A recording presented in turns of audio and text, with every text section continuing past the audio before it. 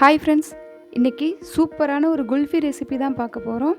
வீட்டில் இருக்க பொருளை வச்சு ரொம்ப ஈஸியாக கடையில் சாப்பிட்ற மாதிரி டேஸ்ட்டான குல்ஃபியை எப்படி செய்கிறதுன்னு பார்க்கலாம்.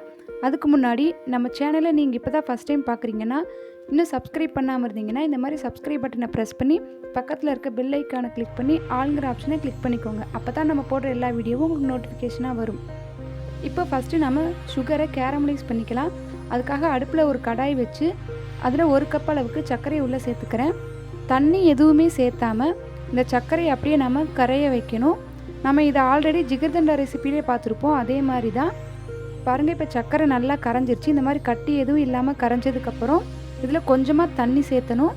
தண்ணி ஊற்றும்போது கொஞ்சம் தள்ளி நின்று ஊற்றுங்க, இல்லைன்னா தெரிச்சிடும். தண்ணி சேர்த்ததுக்கப்புறம் இந்த மாதிரி நமக்கு வரும். நமக்கு ஜவு மிட்டாயெல்லாம் செய்வோம்ல, அந்த மாதிரி வரும். இதை அப்படியே கலந்துக்கிட்டே இருந்திங்கன்னா நல்லா இந்த மாதிரி தண்ணி மாதிரி கரைஞ்சி வந்துடும். இதை நம்ம கொஞ்சமாக கொதிக்க விடணும். ஒரு 5 நிமிஷம் போல் நல்லா குக் பண்ணிங்கன்னா நல்லா கொதிச்சு வரும். அதை இந்த மாதிரி செக் பண்ணி பார்த்திங்கன்னா 1 ஸ்ட்ரிங் கன்சிஸ்டன்சி அளவுக்கு இந்த மாதிரி இருக்கணும். வந்ததுக்கப்புறம் அதை தனியாக எடுத்து வச்சுருங்க. அதே சட்டியில் நான் 1/2 லிட்டர் அளவுக்கு பால் உள்ளே சேர்த்துக்கிறேன். தண்ணி எதுவும் சேர்த்தாத கெட்டியான பாலாக இருக்கணும். ஃபுல் ஃபேட் க்ரீம் மில்காக இருந்தால் தான் நமக்கு க்ரீமியாக கிடைக்கும். இப்போ பால் சேர்த்ததுக்கப்புறம் இன்னும் கொஞ்சம் க்ரீமாக கிடைக்கிறதுக்காக ஒரு கப்பில் 2 ஸ்பூன் அளவுக்கு கோதுமை மாவு எடுத்து அதில் கொஞ்சமாக பால் சேர்த்து கட்டி இல்லாத மாதிரி இந்த மாதிரி நல்லா கரைச்சி எடுத்துக்கோங்க. உங்கள்கிட்ட கோதுமை மாவு இல்லைன்னா மைதா மாவு கூட நீங்கள் யூஸ் பண்ணிக்கலாம். இப்போ பால் நமக்கு நல்லா கொதிக்கணும். பால் நல்லா கொதிக்கும்போது ஆடை சேராத மாதிரி இந்த மாதிரி கலந்து விட்டுக்கோங்க. நமக்கு இதில் ஆடை படியக்கூடாது. அதனால் இந்த கலந்துக்கிட்டே இருந்தோம்னா நமக்கு ஆடை சேராமல் இருக்கும். இப்போ நாம் ரெடி பண்ணி வச்சுருந்த கேரமல் சிரப்பை உள்ளே சேர்த்துடலாம். நம்ம சுகருக்கு இந்த கேரமல் சிரப்பை தான் சேர்த்த போகிறோம். அதனால் அதுக்கேற்ற மாதிரி நீங்கள் சுகரை ரெடி பண்ணி வச்சுக்கோங்க. கொஞ்சம் கொஞ்சமாக உள்ளே சேர்த்து நல்லா கலந்து விட்டுருங்க. டேஸ்ட்டு செக் பண்ணி பார்த்துட்டு இன்னும் நீங்கள் சேர்த்தணும்னு நினச்சிங்கன்னா சுகரை கொஞ்சமாக கூட சேர்த்துக்கலாம். சுகர் சிரப் கறந்ததுக்கப்புறமா நாம் ரெடி பண்ணி வச்சுருந்த கோதுமை மாவை உள்ளே சேர்த்துடலாம். அதையே கொஞ்சமாக சேர்த்து நல்லா கலந்து விடுங்க. கட்டி சேராத மாதிரி கலந்துட்டு மறுபடியும் கொஞ்சம் சேர்த்து நல்லா கலந்து விட்டுருங்க.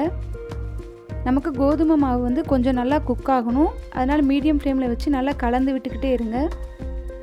இப்போ இதுவும் நல்லா குக் ஆனதுக்கப்புறம் கடைசியாக நான் பாதாம், பிஸ்தா, முந்திரி இது 3ஐயும் பொடி பண்ணி வச்சுருக்கேன். இது ஆப்ஷனல் தான். இது போட்டால் டேஸ்ட் கொஞ்சம் நல்லாயிருக்கும். அதுக்காக தான் நான் சேர்த்துறேன். உங்கள்கிட்ட இல்லைன்னா நீங்கள் ஸ்கிப் பண்ணிக்கோங்க. நான் 1 ஸ்பூன் அளவுக்கு உள்ளே சேர்த்து நல்லா கலந்து விட்டுறேன். இந்த நட்ஸு சேர்த்ததுக்கப்புறம் இது ஒரு 5 நிமிஷம் போல் நல்லா கொதிக்கணும். நமக்கு பால் கொஞ்சம் க்ரீமியாக கிடைக்கும். அந்தளவுக்கு கொஞ்சம் கொதிக்க விட்டணும். பாதி அளவுக்கு குறைய வேண்டாம். நம்ம கோதுமை மாவு சேர்த்துருக்கனால நல்லா சீக்கிரமாகவே க்ரீமியாக கிடச்சிரும். இப்போ நல்லா நுர வர்ற மாதிரி கொஞ்சமாக கொதிக்க ஆரம்பிச்சிருச்சு. இப்போ நல்லா க்ரீமியாக கிடச்சிருச்சு. இதை ஆஃப் பண்ணி நல்லா ஆற வச்சிடலாம். இப்போ பால் நல்லா ஆறினதுக்கப்புறம் வீட்டில் இருக்க இந்த மாதிரி சின்ன சின்ன டம்ளர் எடுத்துக்கோங்க. பெரிய டம்ளர் எடுக்க வேண்டாம். உங்கள்கிட்ட எந்த அளவுக்கு சின்ன டம்ளர் இருக்கோ அதை எடுத்துக்கோங்க. ஏன்னா குல்ஃபி மோல்டு நமக்கு சின்னதாக நீளமாக இருக்கும். ஆனால் நம்ம டம்ளர் பார்த்திங்கன்னா பெருசாக இருக்கும். அதனால் அதுக்கேற்றாப்புல சின்னதாக பார்த்து எடுத்துக்கோங்க. அதில் இந்த மாதிரி 3/4 வாசி அளவுக்கு நம்ம ரெடி பண்ணி வச்சுருந்த பாலை உள்ளே சேர்த்துக்கோங்க. இது மேலே மூடி வைக்கிறதுக்காக நான் பட்டர் பேப்பர் யூஸ் பண்ணுறேன். அதை டம்ளர் அளவுக்கு கட் பண்ணிவிட்டு இது மேலே வச்சு ஒரு ரப்பர் பேண்டை நம்ம மேலே போட்டுடலாம். உங்கள்கிட்ட பட்டர் பேப்பர் இல்லை அப்படின்னா நீங்கள் சாதாரணமாக நம்ம யூஸ் பண்ணுற அந்த சில்வர் கவர் கூட யூஸ் பண்ணிக்கலாம்.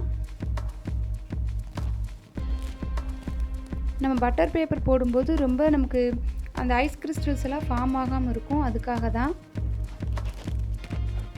இப்போ பட்டர் பேப்பர் சேர்த்ததுக்கப்புறம் சின்னதாக ஒரு ஹோல்ஸ் போட்டுக்கலாம். நம்மளோட ஸ்டிக்கை உள்ளே இன்சர்ட் பண்ணணும். அதுக்காக சின்னதாக ஹோல்ஸ் போட்டு ஸ்டிக்கை உள்ளே இன்சர்ட் பண்ணிடலாம்.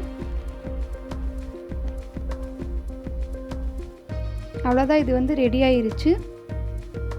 இப்போ உங்ககிட்ட பட்டர் பேப்பர் இல்லை அப்படின்னா இந்த மாதிரி சாதாரண பேப்பர் உங்கள் வீட்டில் இருக்கும்.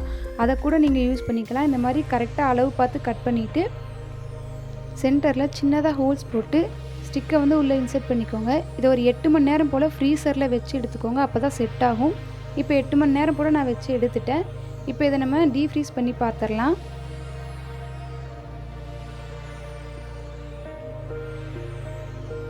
நம்ம பட்டர் பேப்பர் போடும்போது பார்த்திங்கன்னா உள்ள ஐஸ் கிறிஸ்டல்ஸ் எதுவுமே ஃபார்ம் ஆகலை.